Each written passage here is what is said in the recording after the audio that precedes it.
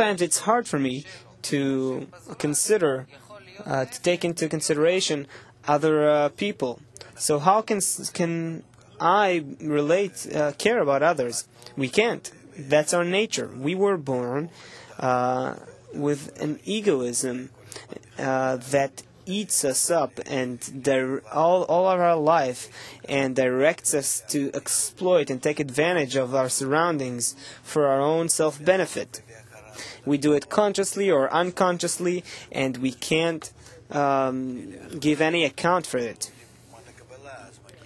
But only if we start study the wisdom of Kabbalah, then we're connected to that special force, the light that reforms, and then we start to feel how the ego controls us, and according to that recognition of evil, when we feel it as a disturbance, we start to feel that this is my enemy, that it disrupts my way to goodness, to good.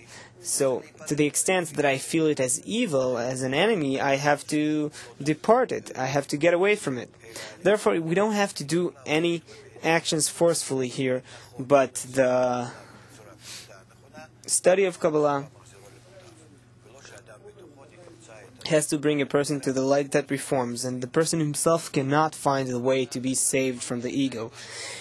Okay, so you're saying that a person will feel his ego as his enemy, but a normal person doesn't normally feel that. He feels his ego as his I. I try to do things. I try to have success. This is my livelihood. That's my feeling of existence. So what? Yes, you're not telling a person to throw everything away and do something for some abstract notion.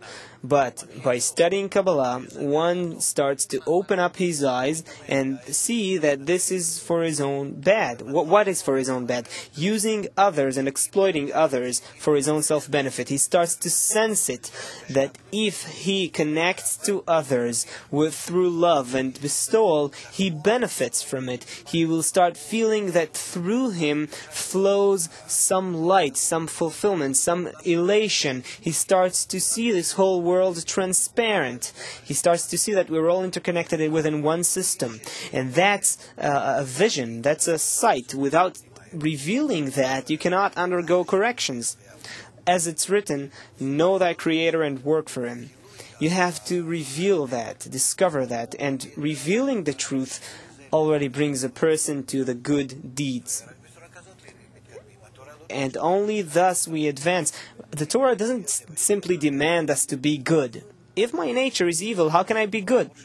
Not by chance it's written, the light that is in the Torah reforms. You don't have to do nothing but attract that light. Therefore, there was a time when the Kabbalists hid the wisdom of Kabbalah because we were not supposed to correct ourselves. We were supposed to be in exile, in slavery, by the culture of the peoples of the world. We were supposed to be mixed with them about 1500 years, and from the time of the Ari onwards we start to go out of that state, differentiate ourselves, and then advance. And then the wisdom of Kabbalah starts to be revealed, come out. Why? Because precisely by that wisdom we are able to attract the light that reforms.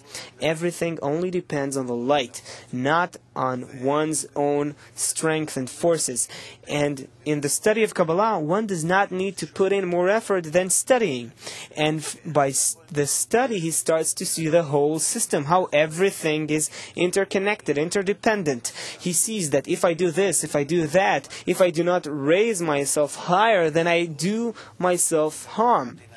And that vision, it's called opening your eyes in the Torah, opens a whole new path for him, and he changes accordingly. Because a person is built in such a way that he will not cause harm to himself, and then he sees that it's worthwhile for him to do so.